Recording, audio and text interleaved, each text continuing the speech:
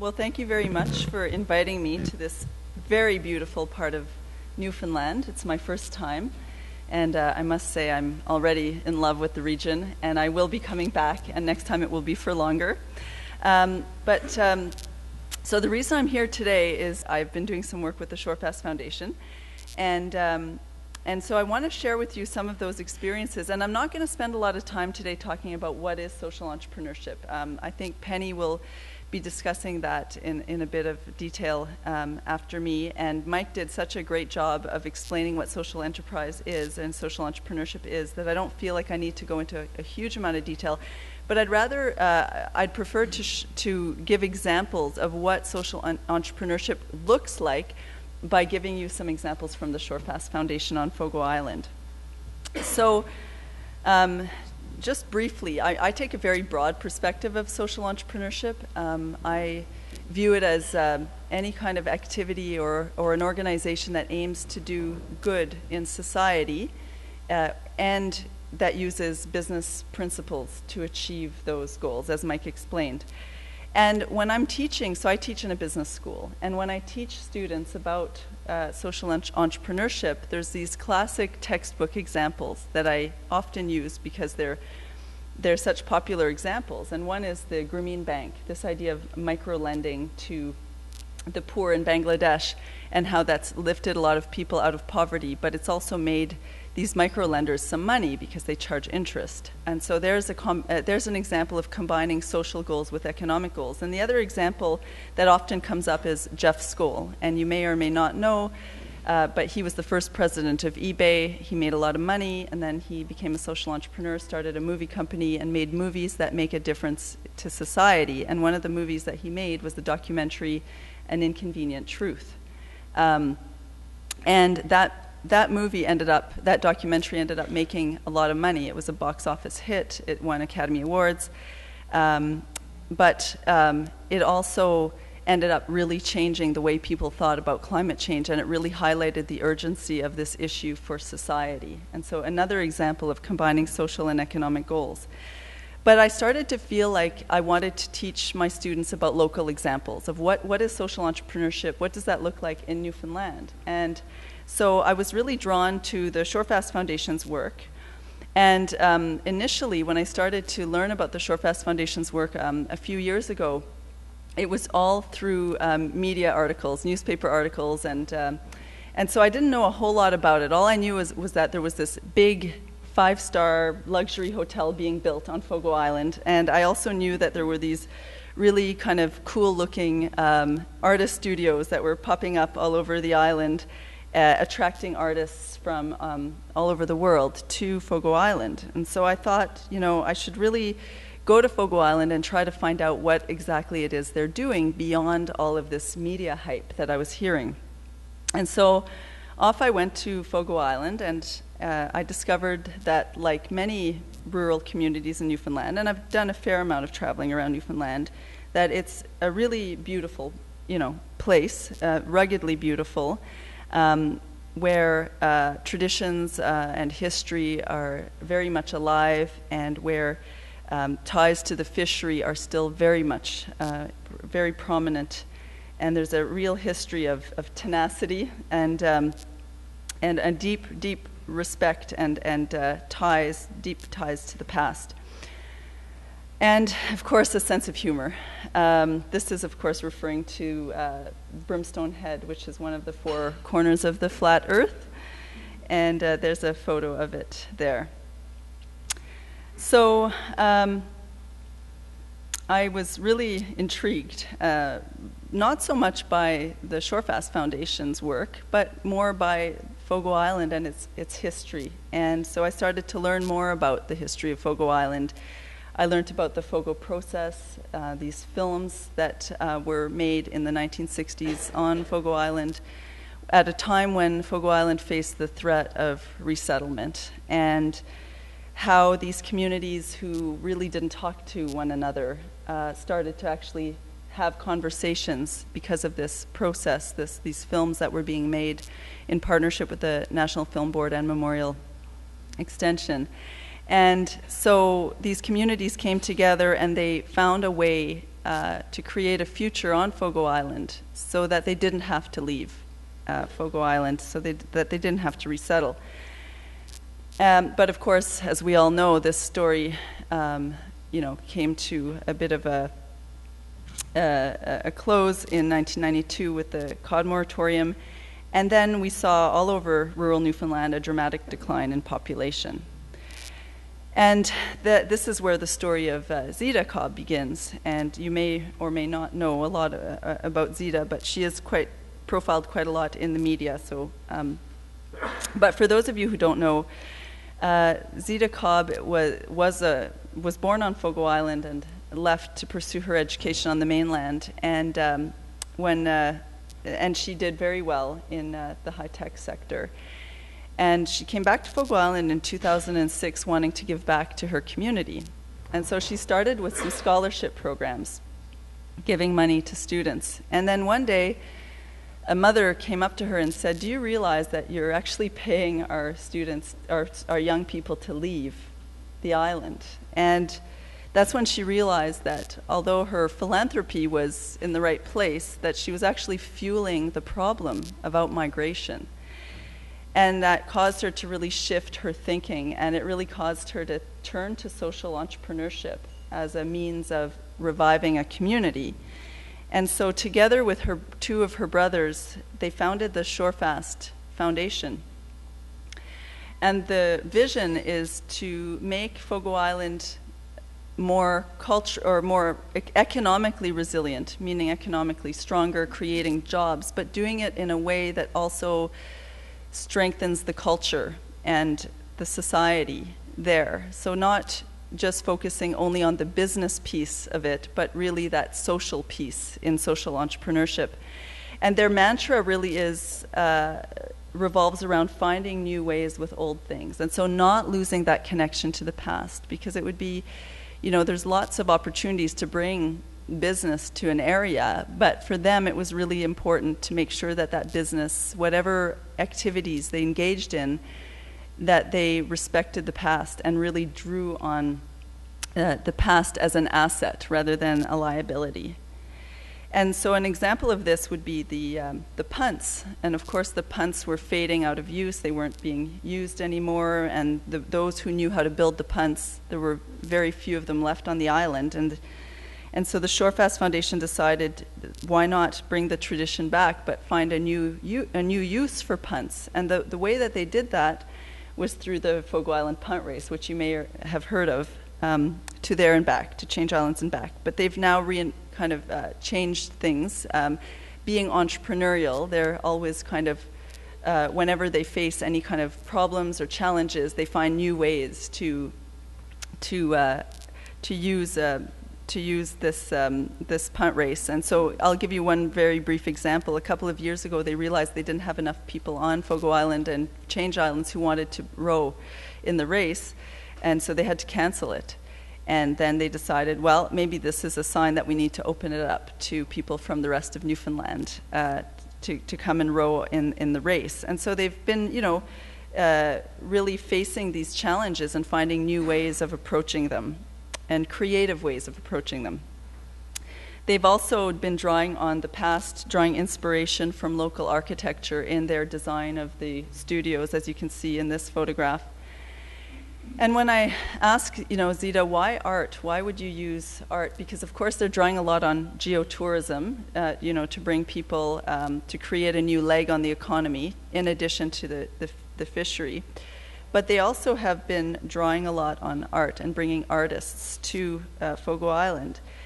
And she says that it's because it really helps, it encourages this critical thinking that's important if you're going to avoid being culturally flattened. So if you really want to avoid losing your identity and your culture, you need to find, you need to think critically about how your economic development is going to look like, so that you don't lose your sense of self. And she feels like art is one of the ways that they can do that, bringing these artists to the island. And there's a lot of the Shorefast's activities revolve around building a spirit or a culture of entrepreneurialism, because entrepreneurialism isn't just about starting a business. It's about understanding, how to take risks and how to seek out opportunities where other people may not see those opportunities. And the way that they've done this is there's a number of initiatives on Fogo Island that are encouraging entrepreneurialism. One is a business assistance fund. It's like the micro-lending example that I talked about earlier with Mohammed Yunus and the Grameen Bank, but on Fogo Island. So giving small loans to people who have business ideas, providing business coaching. As I mentioned earlier, bringing outsiders in. Not so many that the culture is, under threat, but, enough outsiders to kind of bring in some new energy and new ideas. And these outsiders come onto Fogo Island, and it's not a one-way, they're not there, the artists are not there to teach the Fogo Islanders about their own ways. They're there to learn about Fogo Island and how people on Fogo Island, what their traditions are, what their ways of knowing are. So it's very much a two-way street. And then building on local assets. And I love this example because to most people, if you talk about weather in Newfoundland, it's always a very interesting conversation, especially when the weather is not very good in the winter or the spring. But what the Shorefast Foundation has done to attract people to Fogo Island in all the seasons, because of course, one of the big challenges with tourism in Newfoundland is that it's a very short season, and it's very difficult to make a go of it over a short period of time, and having to close your doors for the rest of the winter. So what they've done is they've decided to talk about Fogo Island seasons as being 7 seasons, and they've drawn a lot of attention to the fact that it's an exciting place to go in the winter, or when they have their ice season, or when they have their berry picking season, and really trying to get people to get excited about the opportunity to go and experience all of those seasons.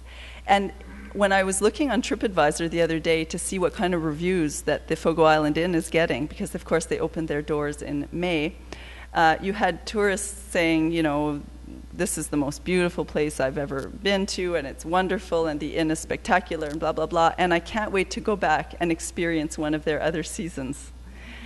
And so this is a really good example of what entrepreneurialism is. It's being creative. It's seeing the opportunity where other people see problems or challenges. That's what entrepreneurialism is. And so they're leading by example. They're inspiring people to take those risks and to think differently about opportunities. And so the inn, of course, what I find so fascinating about the inn, and I think it's really a testament to the spirit of the Shorefast Foundation, that their goal is to really engage with the community. It's not to build this big inn and to bring tourists in who will never interact or get to know the community. It's about bringing the community into the inn, and because this inn belongs to the community, it's built for the community, and all the revenues go back into the community. And so what they've done, and I think it's extremely creative and wonderful, is that they've opened up the inn as a public space for the local community. So anybody in the local community can use the art gallery, the library, the cinema, and it also gives them a chance to interact with the tourists. So you don't have this separation between tourist and community in the way that you might if you went to some Caribbean resort where you're on the resort but you're not really experiencing the place. This is about bringing people to Fogo Island to experience Fogo Island and the wonderful culture that exists there. And here's another example of a room in the inn where you see modern design combined with traditional ways, like this beautiful quilt that was handmade in the community, or the chair that was built by craftspeople in the community and carpenters. Again, modern design, modern bathroom here with a touch of the island there, some of the wood, some of the rocks, to remind people that when they're in this inn, they're on Fogo Island, that this Fogo Island Inn is of this place. And here are some examples of entrepreneurs. So here's Nicole from Nicole's Cafe, who moved back to Fogo Island. Remember, the whole goal is to bring young people back and to keep young people on Fogo Island, to have the kind of energy that you need in a community to keep it thriving and strong. And so Nicole started Nicole's Cafe, which is a wonderful restaurant. If you're ever on Fogo Island, you should definitely check it out. There's also a daycare that was built, that started up about 1.5 years ago, and as soon as they built it, they realized they had more demand than they thought, so they had to expand right away. And having traveled to many parts of Newfoundland and rural communities in particular, I have never noticed, I hadn't noticed until that point that you don't often see daycares in small rural places. So I thought that was really interesting. But there's always going to be a tension between these social and economic goals. And I'll just give you a couple examples of what that tension might look like. It might look like a tension between, you want to bring tourists in, right? But maybe you don't want, for example, to bring too many, because if you're overrun with tourists, well, this causes all kinds of problems. Like, for example, on Fogo Island, it causes problems with the ferry. The ferry, you get these long lineups at the ferry, and people get frustrated, and the local population becomes resentful. And so what they did is they decided that they should keep the inn on a smaller scale, but seek more affluent tourists. Because if you have fewer tourists, but you want to still generate enough of an economic return, then you need to start thinking about, okay, well, maybe we want to draw more affluent tourists to the inn so that they're spending more money on the island, and they're therefore creating more spin-offs and more jobs. Creating guest experiences that capitalize on local assets. This is not easy to do, but they've found some ways of doing that, where they can, again, combine, have the visitors come onto the island and really experience the culture by getting the local people to take the visitors around, to show them what a cabin experience is in Newfoundland. Et cetera, et cetera. And I could tell you a lot of different examples, but in the interest of time, I'll just move on. And I really like this quote because it's really powerful, that according to the laws of nature or the uncompromising realities of business, Fogo Island should be an uninhabited, windswept footnote in Canadian history, an example of rurality retreating in an era of relentless urban centralization. But instead, I think the Shorefast, they're aspiring to transform Fogo and Change Islands into a world model for rural economic transformation. And let me be clear, I'm not suggesting that other communities should do what Fogo Island is doing. So I'm not as interested in what they're doing as in how they're doing it. I think that the lessons for other communities are in the how. And so here are some examples of some of the lessons that I think might be useful to other communities. I think community champions are absolutely critical. And so it's not just, what's going on Fogo Island is not just about Zita Cobb. I mean, yes, people are drawn to her because of her story and all the media attention is about her, but there are so many people on Fogo Island who are community champions, who are giving this project all kinds of energy and passion and really driving these initiatives forth. Engaging the whole community. This is absolutely critical. The Shorefast Foundation's work on Fogo Island will not work if the whole community is not engaged and if the majority of people are not supportive. And there will always be naysayers, and so, make no mistake that this is not, this hasn't been easy. With the work that they've done has been full of challenges. But by engaging the community, they've found ways around a lot of these challenges, because what they've done is they've harnessed the creativity and the energy from the local communities. Thinking holistically is about thinking about the big picture and connecting the dots between the different initiatives. How do these different initiatives on Fogo Island, whether it's the punt race or the artist studios or the Nicole's Cafe or these other businesses that are popping up, how do they all fit together? Because we tend to maybe think about, the little piece that we focus on, but when we kind of step back and look at how all the pieces fit together, that's when I think that's when the magic can happen. And seeking sustainable community development. It's not just about economic community development. It's not just about creating jobs. It's about respecting the natural environment. It's about making sure that the culture is made to be more resilient rather than flattened. It's finding a way to develop the community in a sustainable way, looking at all of those pieces together rather than separately. I think other lessons for rural communities include finding place-based solutions and really capitalizing on local assets. When you look around a community, there are all kinds of assets and there's all kinds of enthusiasm. So for example, yesterday evening we were lucky enough to get a tour of the Sunny Cottage, and it was Pansy who gave us the tour, and I thought, wow, this person has so much passion for the history of this place, for the history of this Sunny Cottage. She was a wealth of knowledge. And she made that experience, that tour of the Sunny Cottage, so special for us because of all of her knowledge of the place.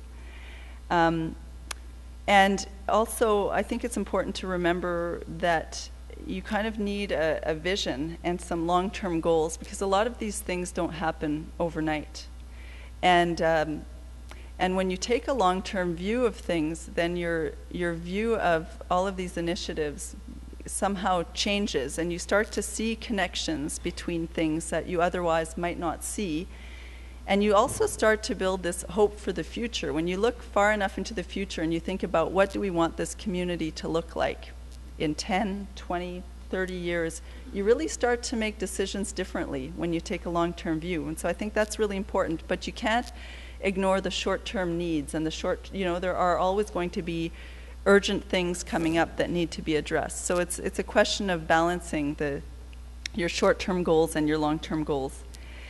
Working through tensions, I think this is a really critical one. I think there's always going to be adversity and many challenges in all of this, and many tensions between opposite forces at play. And it could be different members of the community having very different priorities. That's always going to be the case. But where you can really, if you can work through these tensions and not see them as a threat, but rather as an opportunity, I think that's where you can harness the creative energy in these tensions and find ways through them rather than ignoring them. And I think it's human nature to ignore tensions, but when you're trying to revive a community, you're just going to have to face these tensions head on. And then finally, building an entrepreneurial culture. I think social entrepreneurship is not just about creating social value, but it's really about doing it in entrepreneurial ways, in ways that harness creativity, that look for opportunities, like I said, where others see problems or challenges, and finding ways to collect or discover resources that you may not otherwise have thought about, and collecting all of those resources, bringing all of these resources together, whether it's your social capital, your people, whether it's financial resources. It's being creative about how you find resources and how you use those resources. So I'm going to stop right there, and I look forward to your questions after when we have the panel. So thank you very much.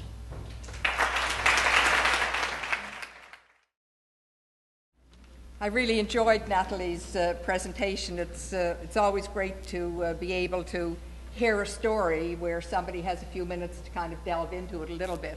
I know there was an awful lot that Natalie might have said that couldn't say, and it's been a challenge for all of us working on this panel, how we're going to say everything that we'd like to in the time frame. Just to get me started, I'd like to say thank you as well to the Harris Centre for including me in this session. CSC, the Community Sector Council of Newfoundland and Labrador, the organization that I work with, has been on the track of trying to talk about social enterprise now going back to 2005, 2006. In fact, it goes further back than that, but using this language, we actually go back to 2006. And a lot of what we've been trying to do is to get people understanding the language to some extent, but also working as well as we can with governments to try to get their thinking to move a little bit away from typical funding programs. So what I want to do today is walk through some of the drier pieces that relate to social enterprise. It's kind of interesting. Natalie, who's the professor, did the community story, and now I'm going to be more like the professor. So maybe we're learning to share and do things in different ways. Just one quick point I'd like to correct, Mike. You said we were based in St. John's. I'd just like people to know we also have an office in Bonavista and an office in Gander, and we have had one in Buren. So we are out and about, as they say, doing different pieces of work. If you look on this slide, you'll see the cover of a report we produced in 2007 called Community Profits, Social Enterprise in Newfoundland and Labrador. You can find it on our website, but it was our first effort to get a grip on organizations in the province that were actually trying to function in some way as social enterprises. That work clearly needs to be updated now. So what I'm going to spend my 15 minutes at today is talking about community and social enterprise as a model, and how we can use this model for organizational, community, and regional development. Just very quickly, a word about the Community Sector Council. We are a registered charity, so we're a non-profit, and part of the main work that we do is working with the non-profit sector, trying to advance the concept of what happens at the community level in the community sector, and to also influence public policies. So this is a really important piece of what I want to talk about as we get through this today. So let's come back to the concept and the language social enterprise, and you'll hear me sometimes referring to community enterprise because I think that's really nice language as well.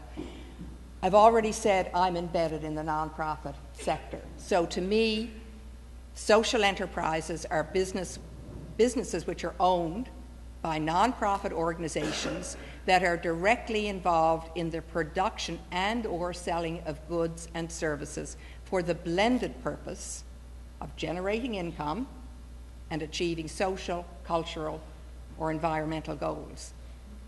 If you're a nonprofit organization, it's just one more tool that we will all use for the benefit of our communities. And as everybody has said, and this is the key element here, it's what distinguishes what happens in a social enterprise in the nonprofit world from a private sector business. Any surpluses that are generated go back into the organization's mission or into community goals rather than as a profit for an individual. Definitions are hard. Whenever you start to do any homework on social enterprise, you'll learn immediately that there is no single definition. But there are certainly some defining characteristics. And just to highlight some of these characteristics, to operate a social enterprise, it has to be citizen-led. It has to be community-based. There's no other way of doing it. It's a way of bringing people, organizations, communities, and regions together to meet common objectives. Social enterprises exist, in my book, outside of the public sector and outside of the private sector. So they vest themselves in the community sector. They are independent organizations, and therefore they're accountable to a defined constituency, to their board of directors, or to the wider community where they're working, as opposed to a government department or to their shareholders. Now, don't get too confused here, but I've told you I work in the nonprofit community sector. So this is actually very simple.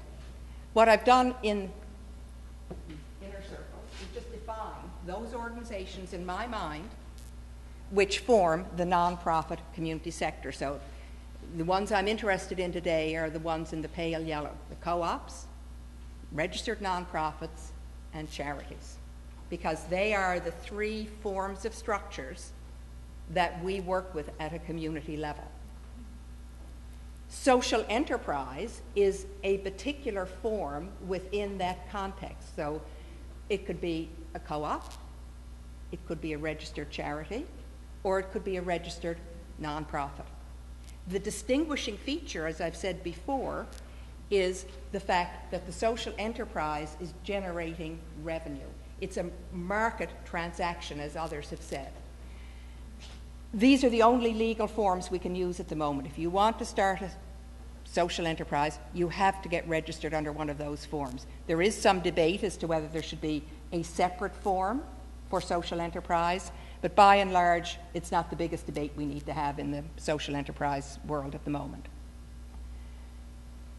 So let's just talk a little bit about what's earned revenue, because that's what distinguishes a social enterprise from other forms of nonprofits. So it's about selling goods and services. It could be contracts or third-party pay for the service you're rendering. It could be a trade that you're doing with the typical marketplace where you have customers. To be a social enterprise, in my book, you would not have to be 100% fully funded by earned revenue traded in the marketplace. You can get your money from a number of different sources. What earned income is not, okay, because I think this helps us understand it. It's not about ongoing government funding by way of grants and make-work projects or job creation subsidies. It's not in-kind donations, so that's very important. And it's not donations from individuals, and it's really not just another fundraising strategy. If you're going to embark on a social enterprise, you need to have your head in a very different space. You need to be in that entrepreneurial space, which Natalie has referred to, where you think we've got something to sell, we've got something to market, and that is what's going to make our social enterprise successful. So a lot of people will say, well, geez, isn't social enterprise just another term for what we've already been doing? And in many ways, that's true. I mean, if you think of Salvation Army thrift shops, they bring in clothing, they sell it, they make money, they put the money back into the services they're delivering. If you think of gift shops and hospitals, you've got a group of women, usually volunteers, raising a lot of money, pumping that money back into the hospital. They're selling things for the better good. It could be a Legion Hall, it could be a Lions Club. Right? Lions Club probably rents out their facilities. They make money to keep this facility alive, which is then for community benefit. Some of the newer organizations that are around that we don't have time to talk about today, but that would be very interesting when you as a community start to move forward, is to think about what's going on in St. Anthony, at a place called Sabree. And if we have time, I can come back and talk about that. Rising Tide Theatre in Trinity earns more than 50% of its revenue from ticket sales and sales of products. That organization has been keeping that peninsula active and vital and attracting other things here. So they're having benefit way beyond just the theatre that they're producing. And then you have groups like NIFCO, which is a film co-op. So it's a group of people who come together as a co-op that earn money to do the work that they want to do to produce films. And then you have organizations like the Community Sector Council, where the only product we sell is ourselves. We sell our services, we sell our training, we sell the work that our staff and employees and volunteers can do to generate revenue for our organization. I think the big point I really want to make here is that the models around social enterprise are not yet very well known. We all need to start understanding a lot more how we structure these organizations and how we can develop them for the good of our community. So if you want to think about social enterprise as a model, there are probably a number of reasons why you would want to go down this path, because I should just say social enterprise is not an easy path to go down. Natalie has said it's long-term, even though you have short-term opportunities and issues you have to deal with. You're not going to get a social enterprise up and running very often in the short term. So when you're thinking about this approach, you have to think why you want to do it. Is it around community revitalization? Is it to stimulate job creation? Perhaps it's about creating job experience for people who are not yet ready to go into the normal workforce. And that's a very important part of some of the social enterprises we hear about, and one that we hear about quite often is the Hungry Heart Cafe in St. John's. And what they do is employ people who have significant issues which make it quite difficult for them to move directly into the regular workplace. So it could be about having a small cafe, or it could be something large and expensive like what's going on in Fogo Island, and everything in between.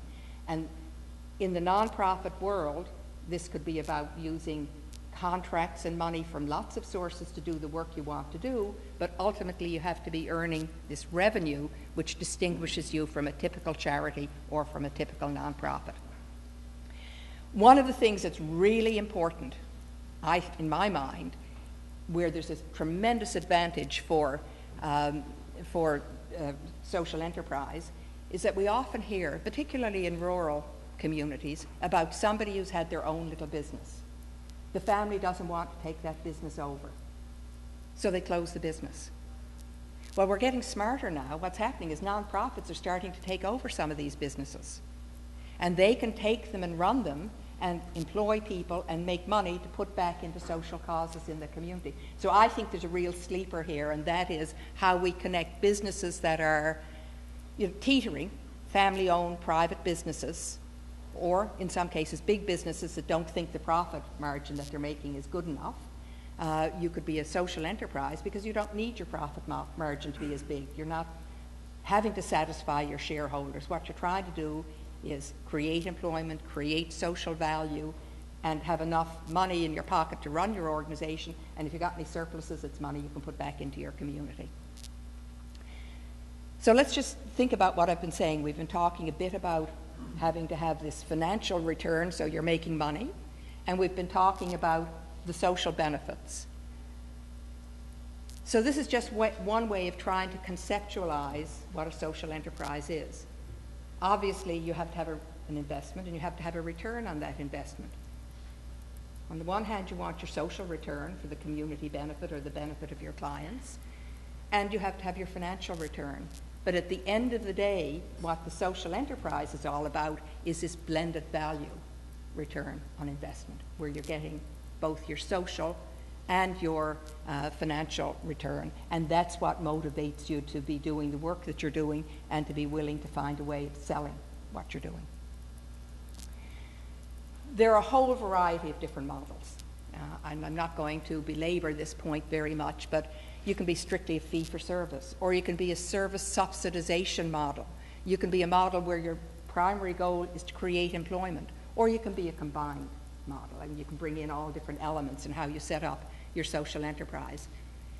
I think there's some really key areas in Newfoundland, Labrador, where we can find some subsector opportunities. Health and social services, we haven't even scratched the surface of how social enterprises could be delivering health and social services. I think we're much more familiar with the tourism and the arts and culture and heritage kind of social enterprises. So let's just summarize where I am at this point. What are some of the strategic advantages for social enterprises? Well, very often they can go where private business may not go or may not want to go, because they expect less profit than private business.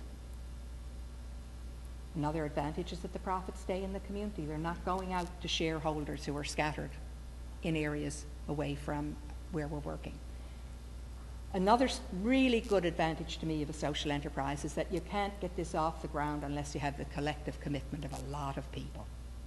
And it's also a really good way to mobilize both disadvantaged regions and people who are vulnerable. It's a way of integrating them into the world of work and into what's going on in their community.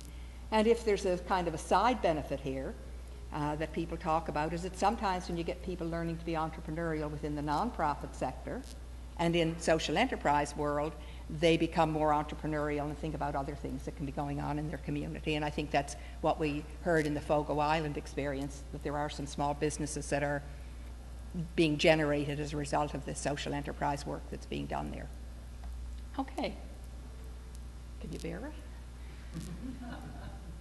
If you want to start a social enterprise, there are a number of steps and processes that you need to take. So if you, I don't have a pointer, I don't think, but if you start up here, what do we do when we form a committee? And everybody gets together and they talk about what they want to do. So let's say you're going to form your enterprise committee because you want to get something going. Well, then you have to do a little bit of assessment about whether you've got an organization that's even ready to embark on this kind of undertaking, because it's not for the weak at heart. Social enterprise is hard work. It's probably harder work than running a charity or a nonprofit where you expect everybody just to fund what you're doing. This is you trying to make this happen for yourself. So you have to do some market research, of course. What kind of a social enterprise fits with your community, fits with your culture, fits in the world that you want to work in. And then perhaps you need to spend some time identifying and screening those opportunities.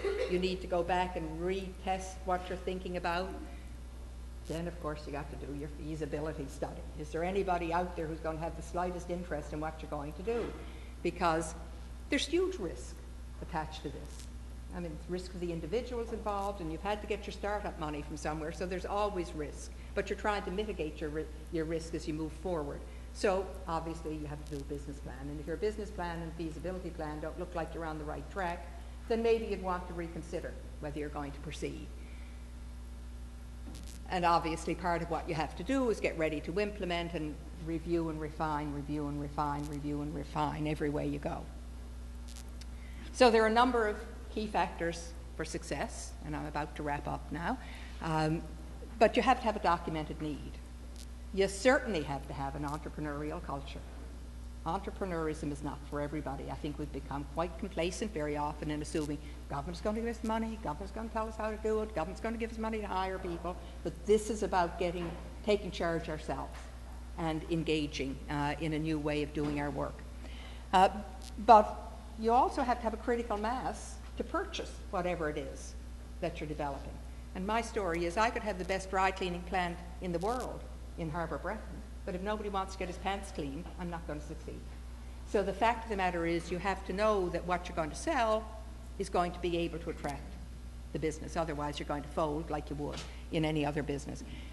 Really important, you've got to have access for startup capital. If you don't have capital, and if you don't have somebody or somewhere where you can get that capital, you're going to fall flat on your face pretty damn fast, in my view. So what's it really all about? It's really all about thinking big, thinking bold, and finding ways how together we can create possibilities. Do I have another minute? 1 minute. One. Okay, so I want to now just come back to this business of how we actually position social enterprise and what we actually require to make this more of a culture and more of a direction we can move in collectively across the province. And I mentioned at the beginning that one of the things that the Community Sector Council does is promote public policy. So in 2011, prior to the last election, along with a group of people who we convene on a regular basis from across the province who are pretty reflective about what's going on out and about, one of the recommendations we made to all political parties was that they should encourage approaches to support and strengthen social and community enterprise activity and encourage a greater understanding of the model as a legitimate means for development. And we also had similar recommendations around investment funds and the need to do research.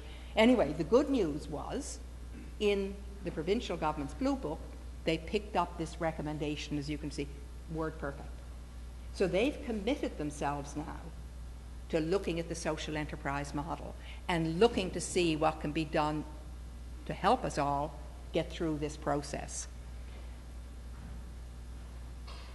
CSC has been shopping this idea a lot with our political colleagues and with the bureaucracy. And this is basically the direction that we say we need to be going in from a government perspective so that it can be supportive to what we want to do in communities. First of all, there need to be strategic investments to seed innovation through research and development as well as supporting existing social enterprises. We need better practitioner skills, and that's backed up by research.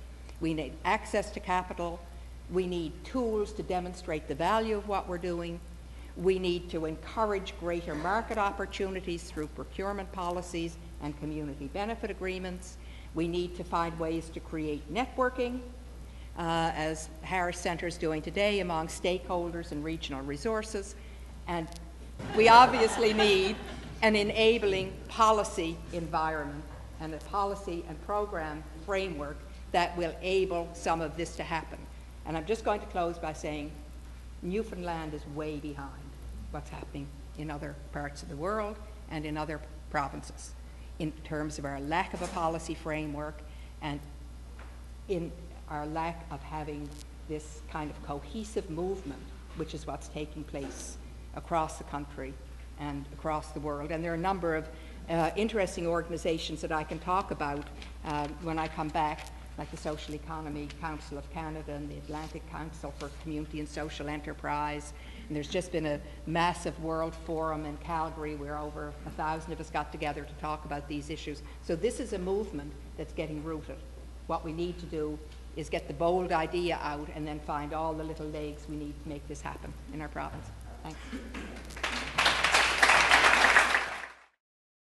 Just to set the context, I guess, for me, I am originally from Harbour, Breton itself, and I have made my home in St. Albans, actually. That's where my family lives right now.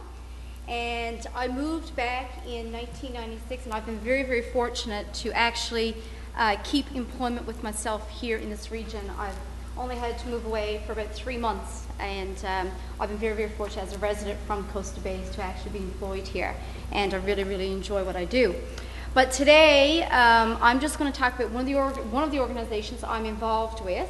When I moved back in St. Albans, I got really involved in the community and have been a real advocate for certain areas, and one of them is youth. A few years ago, I did get the Bay d'Espoir area engaged into developing a community youth network. We started from scratch. It was a very, very successful operation right now. We finally got status from the province. And so I kind of walked away from that, but one of the committees that I got involved in 1998 was the Recreation Committee. And being a very athletic individual, my youth is something that I still had a passion for, and I had no kids at that time. So I did get on this committee back in 1998. And starting off, I guess we could see there were some issues around some sustainability issues and some of the areas that we wanted to focus on and areas that we knew we need to focus on. So I kind of jumped right in there and got involved. Sometimes I've wondered why I did it, but a lot of the times you feel like you want to throw things down, but you look at what your purpose is, and you do have lots of things to offer for the community. So just to give you a brief history, the St. Albans Recreation has existed actually since the 1960s. Our mandate has been to provide recreational activities and infrastructure for all residents. And yes, we are located, our committee operates at St. Albans, but we do provide a lot of our services and programs throughout all the Bay d'Espoir area and also Conn River through our winter programming that we do have there. And we are a non-profit incorporated organization through the province. But over the years, you'll see a big list here of infrastructure, because it seemed like way back when, you know, St. Albans itself used to have 3 schools. There was 1,200 and 1,300 kids going to school. So you can imagine the types of infrastructure over the years that they were able to build upon. And some of these are listed here. Outdoor arena, we now have an indoor arena, and I'm going to talk about how that came about. Softball fields have existed, soccer fields, used to be a game center, an outdoor swimming pool, which no longer exist. Playgrounds, there's been 2 or 3 playgrounds built over the years, and we now have actually one that's a phenomenal place for our kids and is used extensively. We now are engaged in tennis and basketball courts, and we had a skateboard park. And I'll get into a little bit about that skateboard park we got rid of. And we've learned a lot of things. We've listened to the youth, we've listened to parents on things that they would like to see in the community. And we've tried a lot of different things. There are things that did not work for different reasons. So we said we're not going to spend our time on those things anymore if they're not profitable, or if it's not being used, or if it's being vandalized. We cut it off right away.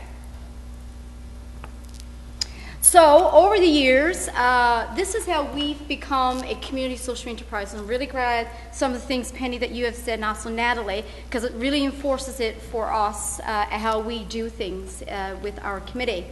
So back in 1996, there was a steel structure that was placed over the outdoor arena. There used to be a big facility there, and every year, you didn't know if you were going to be playing ice hockey. We used the bay, basically, for pretty much all the ice hockey. And we've had a lot of great hockey players throughout Bay d'Espoir, and even the whole Coast Bays region. And so the town actually took upon themselves to obtain a loan through the federal provincial loan programs and so on that they used to have to put a steel structure over the building. However, we still had the issue of how do we make ice? How are we going to offer our winter programming? We didn't have an ice system. We had to depend on the weather to make that operation or that facility operational. The way it was designed, it was kind of backwards because of the big door structure, and we were depending on the cool air from the bog. Most of you don't know where St. Albans probably is or the location of our facilities. So that caused some issues for us. It was very frustrating that we were not guaranteed that we could make ice. So we could not provide that service to our people. So we looked at some different things that depend on the weather, additional expenses from an outdoor to an indoor. We had a committee, heat and light, we needed staff, we needed a Zamboni, and we had loan payments. The town, thank God, they took like loan payments and so on. We had to pay for heat and light, we had to pay for staff. And the Zamboni actually was a man-made little concoction that the person had to actually haul around to clear the ice. So that's how we started. So these are the two questions that we were faced with way back in 1996. Now, I wasn't there in 1996. That's when I moved back here. How do we manage such a building if we cannot guarantee the ice? Now, the arena is just one piece of infrastructure that we manage. The other question is, how do we maintain the other infrastructure? It's a small group, lots of facilities around. We had soccer fields, softball fields, those kinds of things, playgrounds, and we wanted to put many more things in place. So, when we started, or at least when I started at 1998, these were the issues: ice making, staff, loan payments, additional dressing rooms, seating, hospitality room, and maintaining other infrastructure. And this is how we've dealt with it, and we continue to thrive very, very well. Our Zamboni, to make life much easier for our staff, we had some wonderful friends in Ottawa who knew of a Zamboni that was stored in someone's garage.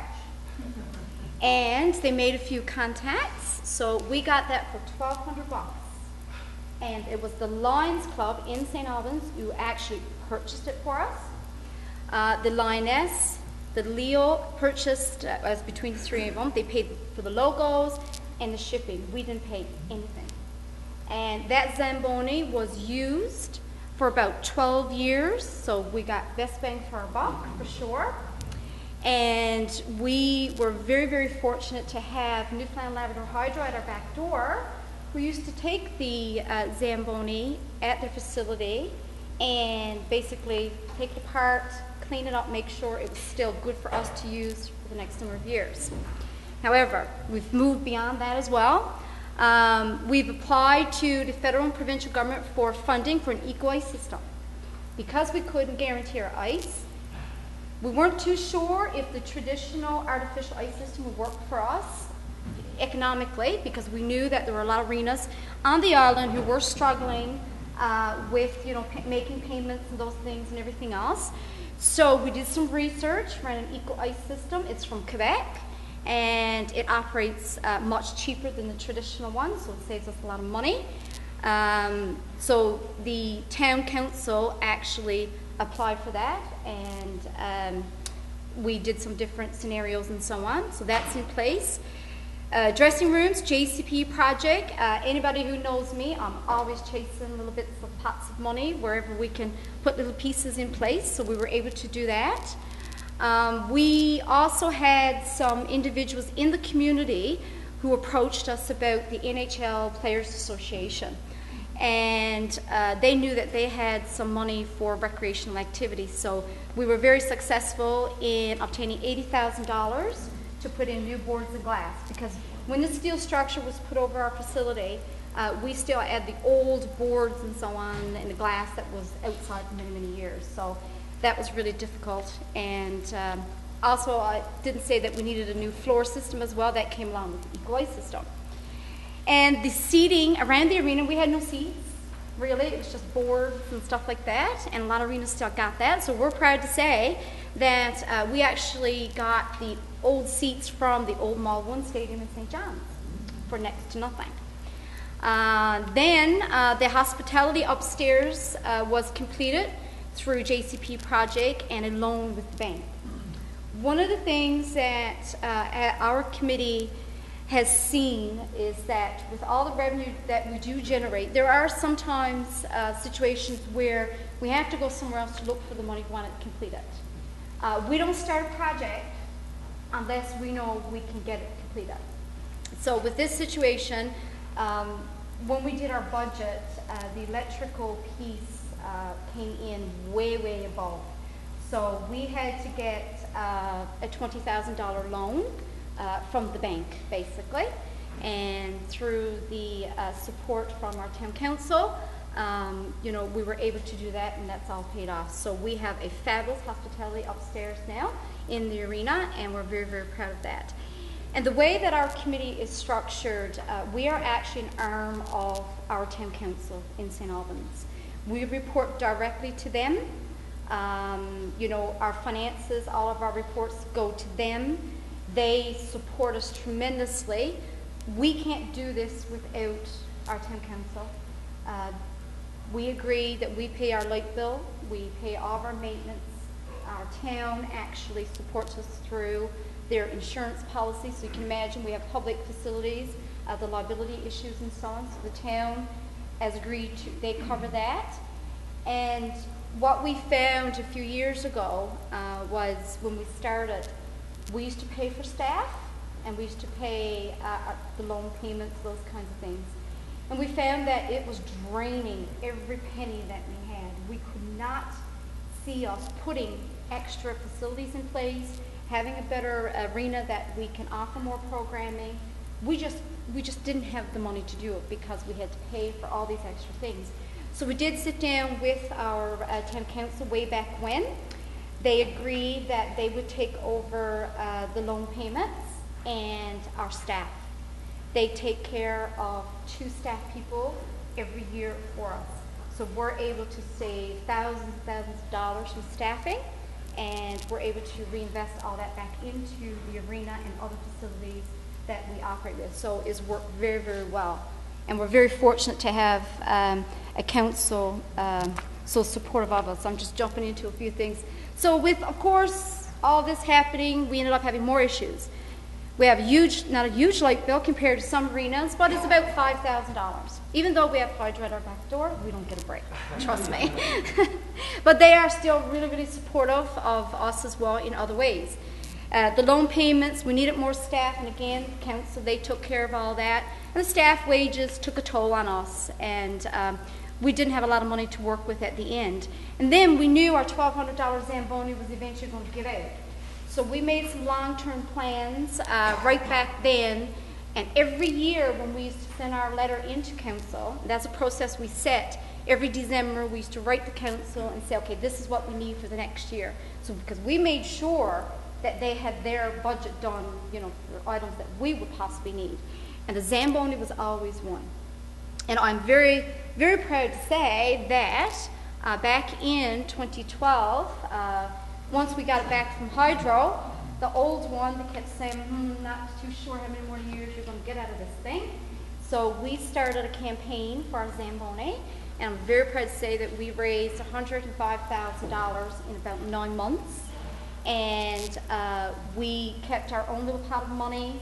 We put our own 20 grand in. We had the council. We got a corporate sponsor for 10 years. We had all the community support. We wrote mass right across the island, and then what we did was we were short $25,000. So because of the past experience we had with our bank, we were able to get a loan from the bank of $25,000. So we're actually paying that like less than $5, which was $5, $500 a month. And we already got a plan for the next piece of infrastructure. So this is, I tried to capture how we make it work for us. There's 2 main areas, and one is our revenue generation, obviously, as Penny was saying. We do access funding through various sources, both federal and provincial. I'm always applying for different little pots of money, but we don't apply for money to cover off the normal operation costs of running our facilities. We also have a soccer field. We just partner with the Moms for Play for the playground, those kinds of things. When we apply for money, it's very specific projects or pieces of infrastructure. Because we generate tons of money throughout the year with a great profit through different things that's listed here. So when we do apply, we always got a project that's in mind. So it doesn't cost us 100% of the funds all the time out of our pots. So we have different summer dances. We've learned a lot of things from the summer dances, what to do, what not to do to cut cost. We do have our service, of course, is in our programs is our rental fees. We have different activities here. We review our fee structure every 3 years because with the increased cost of certain items, we have to do that. And there's one thing that we are trying to instill into people in Bay d'Espoir is you want all this, and we're willing to help and do whatever we can, but there's a cost to things. And these costs are going up. But we haven't actually haven't had to increase our fees in about 4 years. So we're doing quite well. We do different things like ticket sales, hockey pools. When we first started, we had to build 2 more dressing rooms. We actually did a Adopt a Brick campaign. Everybody actually owns a brick that's inside our arena, and the list is all up there. So we got money to do those things. We do hockey tournaments, TV bingo, great opportunity for fundraising. We can't do that without volunteer students. We have students every week who volunteer 2 hours, and in return, we try to offer them a job in a summer employment program. So we kind of try to give back to some of our supports as well. Community birthday calendar, an awesome fundraiser. We are actually in our 25th year this year of that. That brings in some great fundraising as well. And the only way that we make this work in St. Albans is the partnerships. If you cannot develop those types of partnerships and a trust, it's really, really difficult. And our partners over the years has been our town council. The community support is phenomenal right throughout Bay d'Espoir and Con River. The business community, when I'm coming with a piece of paper, they know I'm looking for something. So, you know, and they're fabulous. No matter what you're looking for, if it's $5 or $100, it helps everybody in every way. The federal and provincial departments, I work really closely with a lot of them. It's a lot of work when you're applying for funds and you get programs, you got documents to send back, and like I'd say I probably give at least an hour every single day to this committee alone. I handle all the finances, those kinds of things, and there's lots of strict controls that we have in place for that. Volunteers, these types of things cannot happen without them. One of the great things, some of our programming that we've done is food and fun camps. We partner with the RCMP, with the Central Wellness, with Central Health. One of the things that we've seen in the last number of years, and the stats have shown, our youth stats is, I got 0 minutes. I knew I should have talked faster. But what we've seen with our youth, of course, is the change in the physical activity and so on. We don't have kids involved in physical activity. They're supposed to be doing it in schools, and we're not seeing as much of that in schools. And the commitments aren't just there. So, and the healthy eating, the Central has the highest rate of diabetes and obese children. So we are trying to find ways to get our youth involved. We do this through the food and fun camps. And we have Sandra Donomy is here with Central Health, and she's very involved with that, and we partner with people like that. Our CYN, they're wonderful.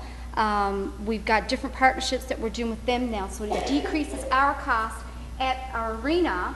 During the summer months, we actually go through the CYN and deliver some of our programs and services there. We don't want to lose that. So we're partnering all around. Our sports programs, our winter carnivals, we've got tons and tons of activity throughout the year, all year round. So for me and my committee, it's success for us is partnerships and accountability. We've built all these partnerships, and there's a lot of stuff I haven't said here today because I could probably go on for a long time with all the different things we have done, but there are some people here from St. Albans who know a lot of the work that's been being done there and with our committee. And the accountability part is very, very important as well. We are accountable to our town council at the end of the day with our finances and things like that. We're also accountable to all the organizations and the businesses that support us. One of the things that we always try to do is provide those who give us some supports, whether it's funding or manpower like Hydro, is to ensure that they get a bit of publicity as well out in the community. For instance, when we did the New Zamboni campaign, one of the little things we did was we offered advertising at the arena for the next 10 years. And so actually that's being in process now. We're getting the big thing done, and everybody who's donated to that will actually get some free advertising at the arena. So it's a bit of a bonus there. So there's lots of other things I could talk about, and you know, and how we do certain things, and we can have a discussion later to do some of that. Sorry, I'm gone over time. No, it's perfect. Okay. Thank you. You're welcome. So, put up your hand. I'll keep track if we have lots of hands going up, and ask a question or make a comment. And with a combination of knowledge and experience on the panel, you couldn't get better on planet Earth than this combination here. So, any comments, questions, thoughts on what you've heard so far about social enterprise? Yes, over here. I don't necessarily have a question, but I certainly thank you for your input. And as all three of you were speaking, I'm thinking, wow, like everything's just clicking in my mind of how much Harbour Breton Community Youth Network in so many different ways is engaging in social enterprise. We were actually profiled by the Community Sector Council, Penny, a few years back, if you remember, as a kind of like a role model, innovative, nonprofit organization. And just to give you a little bit, I guess, about what we do and how we engaged in social enterprise, I guess we could say as a nonprofit organization, we kind of got our feet wet back in 2008. What had happened at that time was we partnered with primary health care to distribute a needs assessment in the community. That was distributed among both our seniors and our youth population to, I guess, like identify any kind of needs or services that could be provided in the community. So from that needs assessment, the results gave us the indication that we needed to provide some more support services for seniors in the community in particular, seeing that we already had, of course, a very active community youth network. A while prior to that, I think it was back in 2006, we had partnered with the Seniors Resource Centre in St. John's to offer more than a year-long program for seniors in our community. So in that sense, we had already began the process of intergenerational learning for our youth. With that program became a very close connection with the senior population. For the walk program, we taught them computers. For the first time, we had seniors in our community, like 80 plus, that were using email. And in fact, instructing that with the seniors was very inspirational, because I can remember to this day when they set up their email accounts, they were singing out to each other across the room, like, you know, did you get my email, and so on, and quite very excited to be even on Sears outlet site, for example, to purchase things. So anyway, because we had already had that connection, we figured, wow, this is a great partnership for the Community Youth Network now to engage with the seniors once again.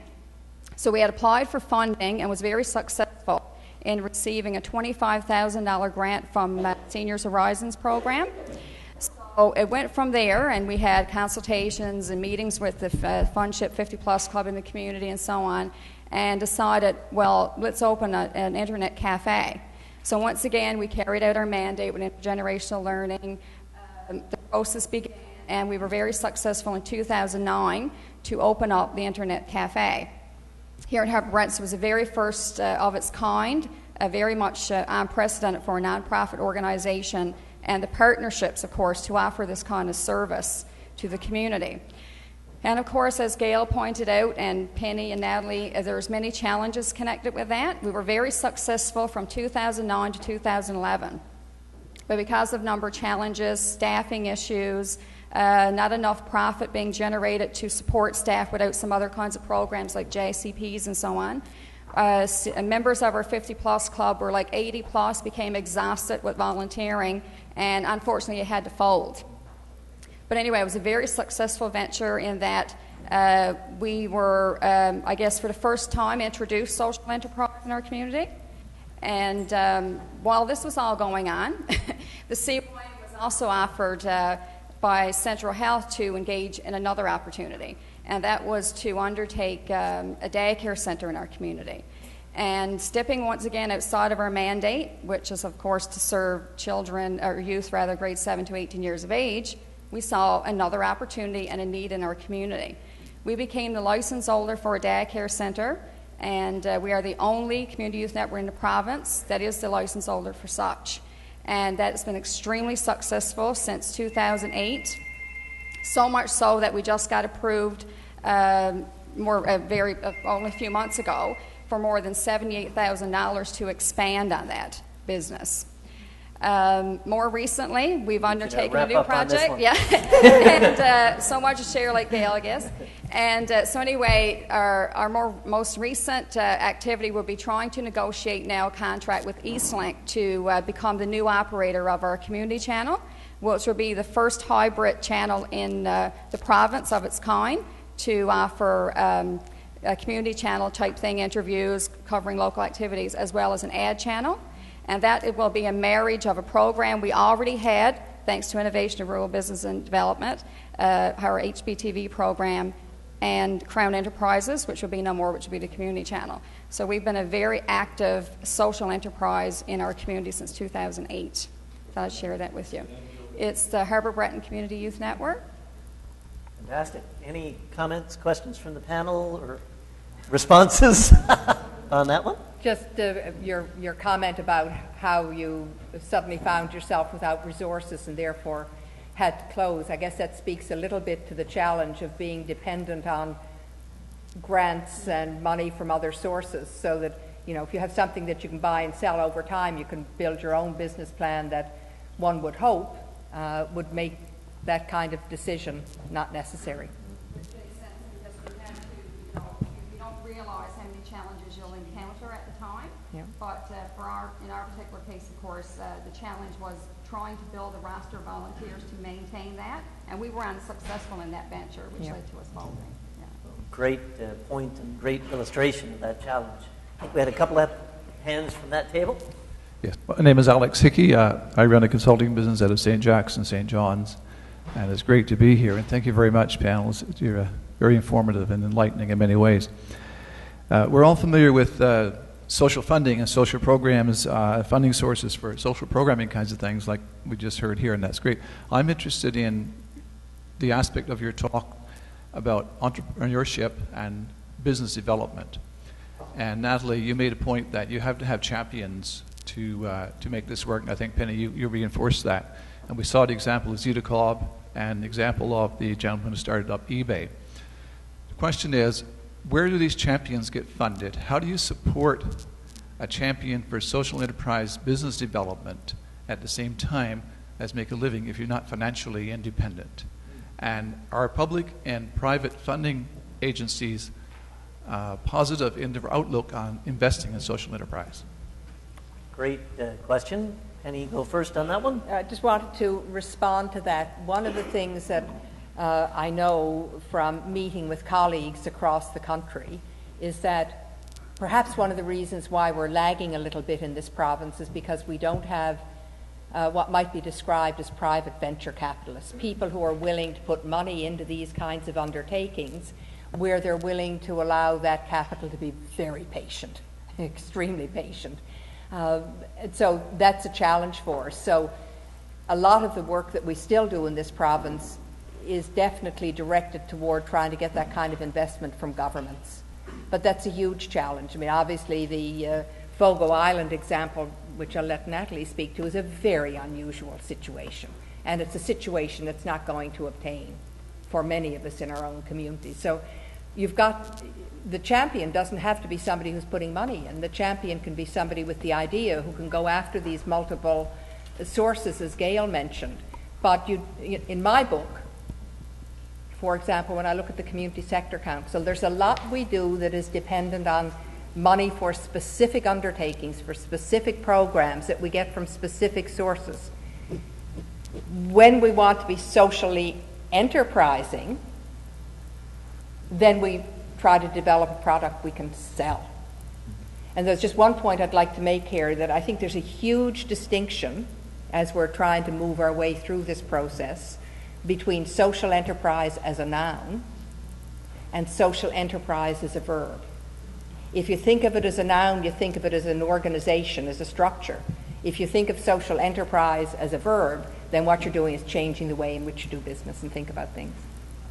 Really great distinction. Natalie or Gail? Sure, yeah. I'd like to add that I don't necessarily think that community champions have to be paid to do that work of business coaching. I think that there's an opportunity to find people who are retired in the community or who have other employment and who are willing to give their time to share their business expertise with others.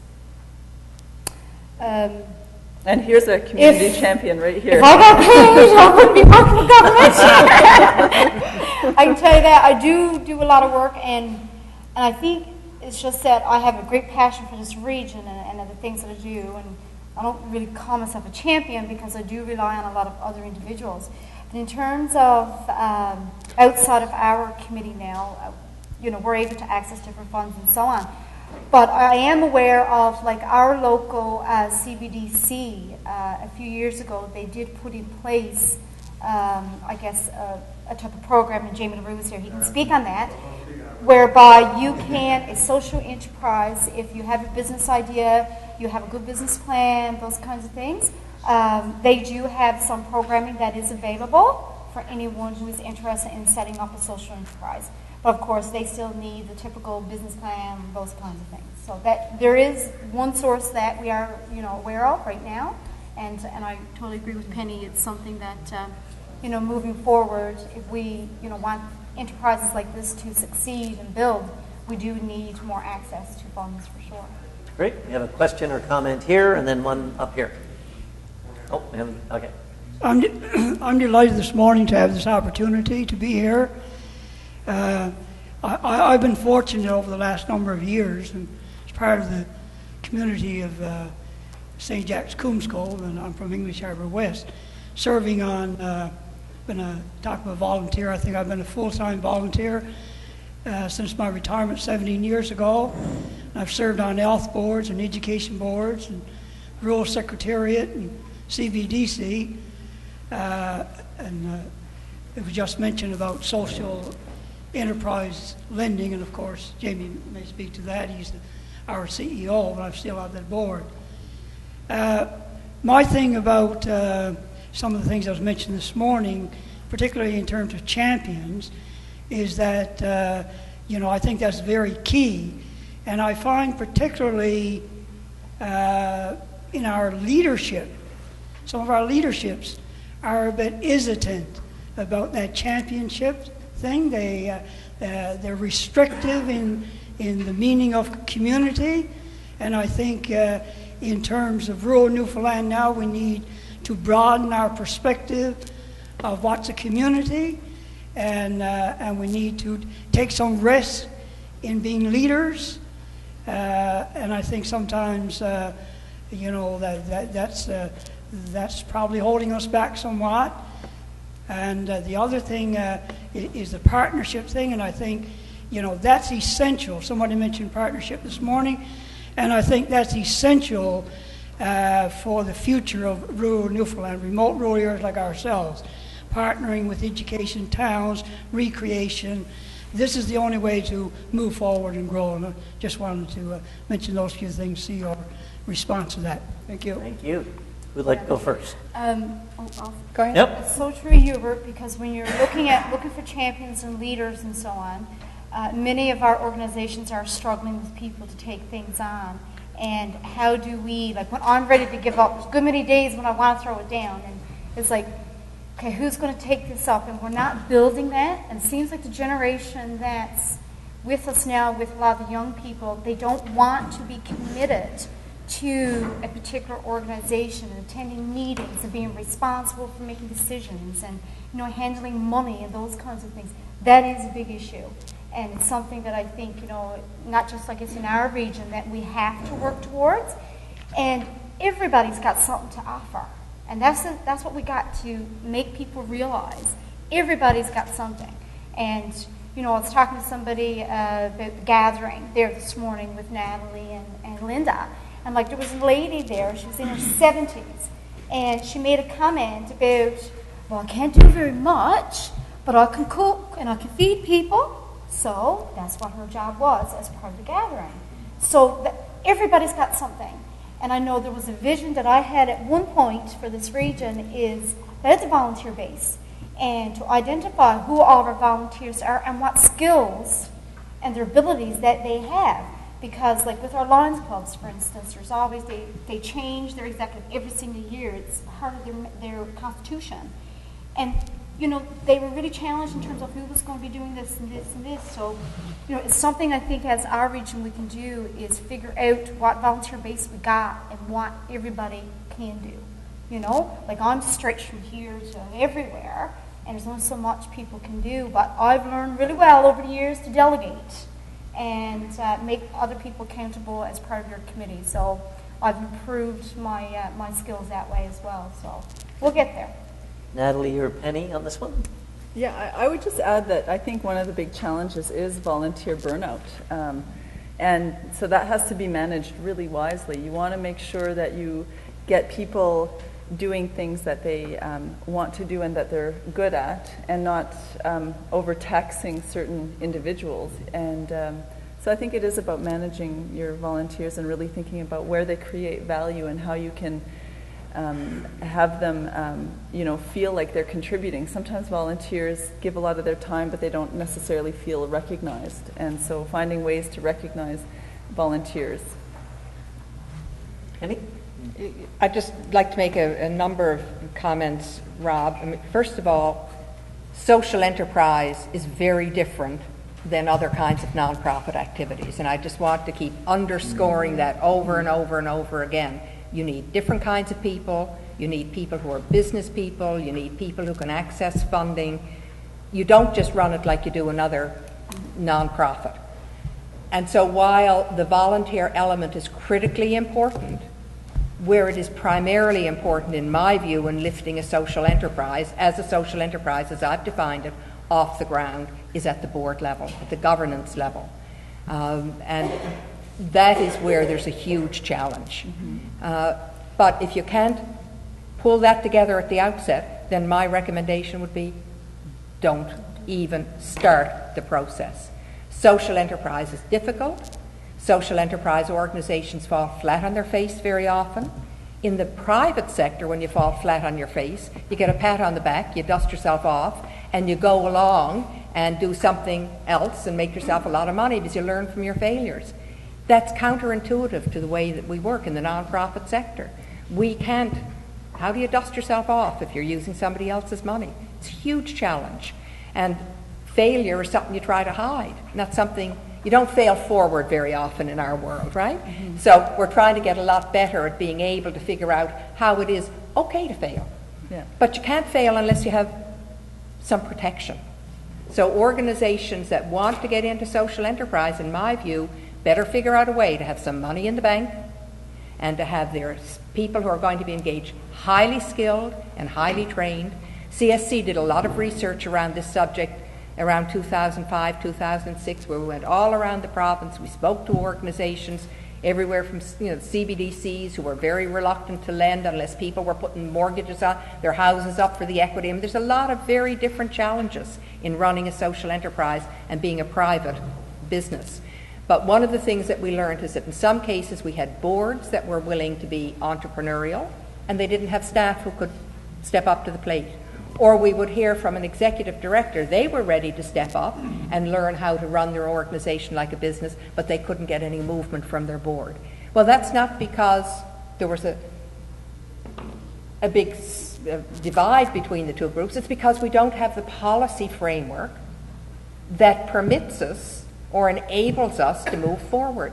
And until and I'm happily going on the record about this, until we get our provincial government into a mindset, and ACOA too, but I think we have to start with our provincial government, that they have to make investments that are risky.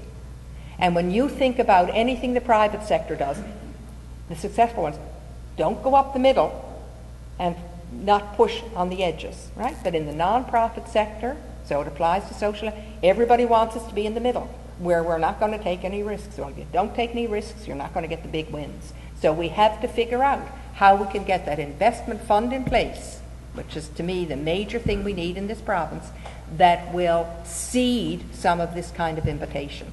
And maybe some of the oil companies, if we get better community benefit agreements and better procurement policies in place, can be helpful. But we're not getting anything done if we don't get the provincial government on board on this subject. And they've committed themselves in their blue book. We have something to hang our hat to, and what we need is a whole lot of people pushing this agenda. I'd just like to add one thing, if you don't mind. One thing, and this is an important piece of information that I didn't include in my presentation, but that I now realize it would have been an important piece of information to include, is that the Shorefast Foundation has partnered not only with the community, but they've partnered as well with government, and with the provincial government and with ACOA. And so I think that there is a bit of an appetite for governments to invest in social enterprises like the Shorefast Foundation, and they invested a lot of money. They each put in $5 million into the Shorefast venture.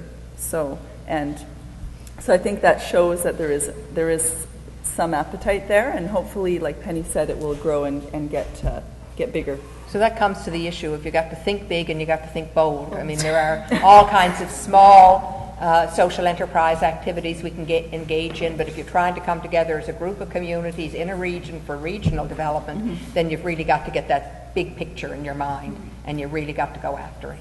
We have, I moderated the mayor's debate for the Northeast Avalon about a month ago, and I'll tell you, it was easier to keep time there than this is a passionate topic and a lot of content. That's just because you're so fascinated. and you're listening for a change, right? Yeah, well, this is true. I'm actually learning something here. Oh, like that. No. We have 2 questions or comments. We'll keep them brief, and I'll hold the panel until both are made, and then you'll make your final responses, and we'll clue up for a break, and then we'll start the regional workshop. I have 2. Since this is a fishing, I'm Charmaine Allen, I'm doing fisheries research in this area. We're smack in the middle of a fishing area of Newfoundland. And if there's one area of social enterprise that has been absolutely absent, or I guess 2 of them have been absent to each other. Since the moratorium, there were huge opportunities in this province to engage in social enterprise in the fisheries, and we haven't done it in very, and I'll speak to one of the situations in a minute, but there were so many opportunities for social enterprise to engage in the fishery from the provincial, federal level and on the local levels to do something different, and we didn't do it. Huge missed opportunity. None of your presentations today talk about the fishery again. I did mention Sabri, yes, Sabri, and I'm going to ask you in a minute to speak to that because I think it's important. But I just want for the record to know, for you to know that when Fishery Products International pulled out of Harbour, Breton a few years ago, this community tried to get that quota from FPI to develop somewhat of a social enterprise situation that was flatly turned down by the federal and the provincial government. And I think if we don't start thinking about social enterprise when it comes to fisheries and small-scale fisheries in particular, you're going to see, first of all, you won't have a small-scale fisheries in any way, shape, like in any major form in Newfoundland within the next 10 to 15 years. And I absolutely believe that's going to happen in this region if we don't soon think differently. But Ms. Rowe, I would love for you to briefly tell this audience about the wonderful success story in Sabri, because it could have happened in Harbour Breton, it could have happened in other communities in the Coast of Bays, it could have happened all around this province, but the will wasn't there for DFO, and the will wasn't there from the provincial government either. But I would love for you to tell this audience about that. Well, I know, Rob, you're running out of time. But just take a minute on that. Very briefly, Sabri was set up when the fishery failed in St. Anthony area.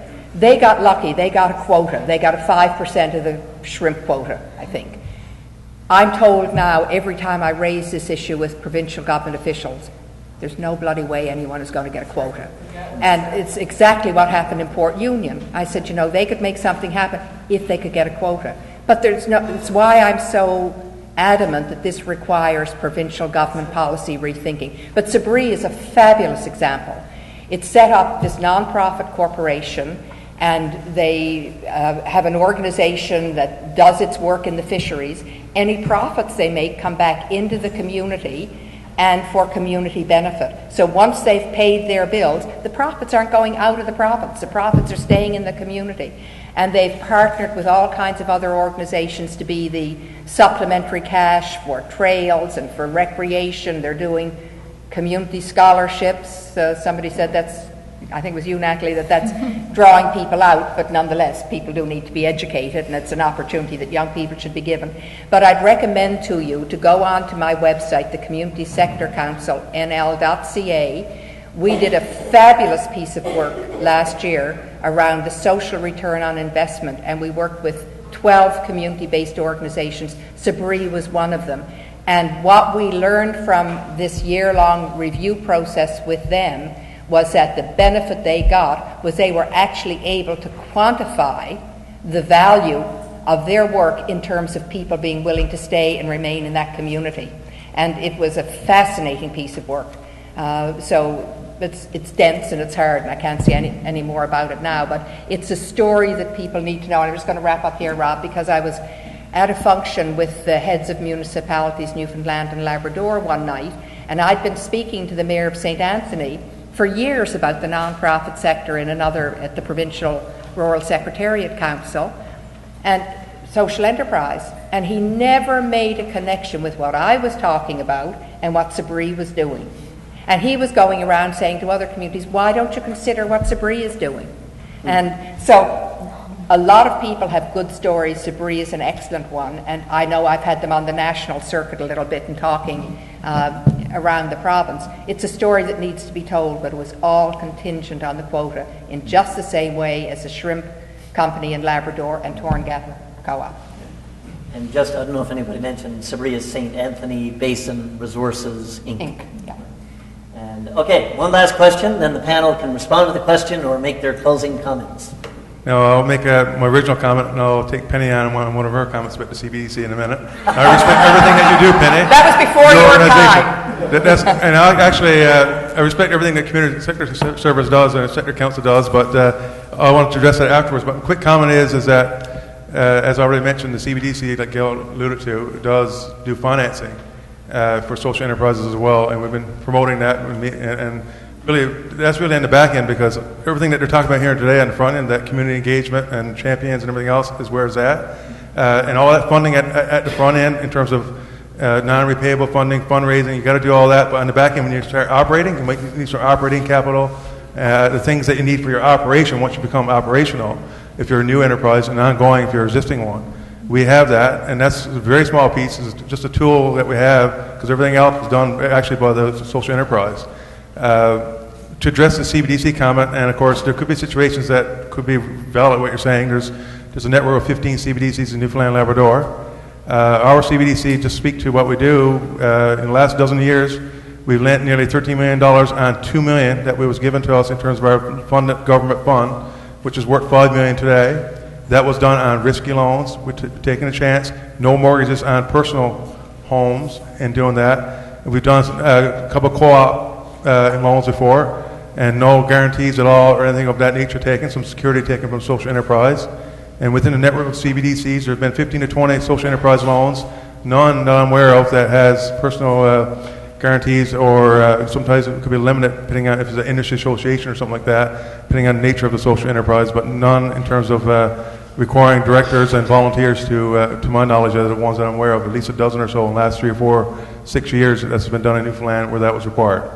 Just want to address that, and they're not saying that there's been situations or even impressions that may not be accurate or maybe accurate, but it's a big network that are autonomous and run by local boards. I want to speak to our local board and those that I'm aware of in terms of those situations. Thank you. So, been a rich, full panel. You can respond to that particular point, I will respond because you're quite right that the CBDCs operate and function differently in different parts of the province. But it was when Paul Martin was Prime Minister and got very engaged in what we were then calling social economy and social economy enterprises that he actually made it virtually mandatory for government lending agencies to work differently with non-profits. So we started to see a huge shift across many of the organizations then. But I know years ago there was a great pride taken by some lending organizations that they had money left at the end of the year they hadn't lent. And there were a lot of people saying if you're not lending your money and you got money left over, then you're not taking enough risk. Anyway, we can have a cup of coffee. Well, and it's involving funds for us too. You're right, and it wasn't in our contract until the government would have did that. We were controlled by Land Canada Opportunity Agency in our operation agreements, and until they opened up that door. And actually, our board actually opened the door before they did it. Yeah. So, great. Natalie, last comment. So I'd just like to wrap up by saying that although Penny did make the comment about policy being behind here in Newfoundland around social enterprise, I do think there's a tremendous opportunity here because there's such a community spirit and an attachment to place in Newfoundland that you don't necessarily see in other parts of Canada. So while you might have more kind of entrepreneurialism happening in other parts of the country, you don't necessarily have as much of a desire to make a social, a difference in society. And I think there is a wonderful opportunity here in Newfoundland and Labrador to pursue social entrepreneurship. Gail, last comment. Other than thanks everybody for coming out, there was a lot that I didn't say that I could have said about our group, and just going forward, just build those partnerships, engage the community, and I'm here if anybody in the region would like to to contact me. I'll be getting up and doing my day job in second, we have a wonderful place here in Coast Bays. Every organization has something that they offer, and we have to learn from one another, and I think that's one thing that we have to do as well in this region is start more partnerships among our communities, not just within our communities, but among the 22 communities that we have. So it's a wonderful place. And we have a full day together, and this topic, I'm sure, will percolate throughout the day, and we're going to have all breakouts this afternoon. So there's going to be lots of opportunity to draw on this expertise. I didn't mean the CBDC comment to be my last comment. Oh, sorry, Penny. I did say and/or, but if you'd like a quick final comment. Anyway, just to let you know, I've left some materials on the table over there and some work that CSC has been doing around social enterprise where we've been bringing in some international experts to motivate conversation, giving you the link to our website where you can find all kinds of really good resources. And just to let you know that as an organization, we're very committed to this topic in terms of promoting policy, but we are now in the process of forming a working group so that we can bring together people from different perspectives to really push this agenda and learn what we need to learn. And finally, just to tell you that in 2014, we will be doing a survey, our second survey of social enterprises in the province, so that we can have a really good appreciation of the kind of organizations that exist and the kind of ways in which they're earning their revenue. Thank you, Penny. And thanks to the panel. Please join me. Fantastic job.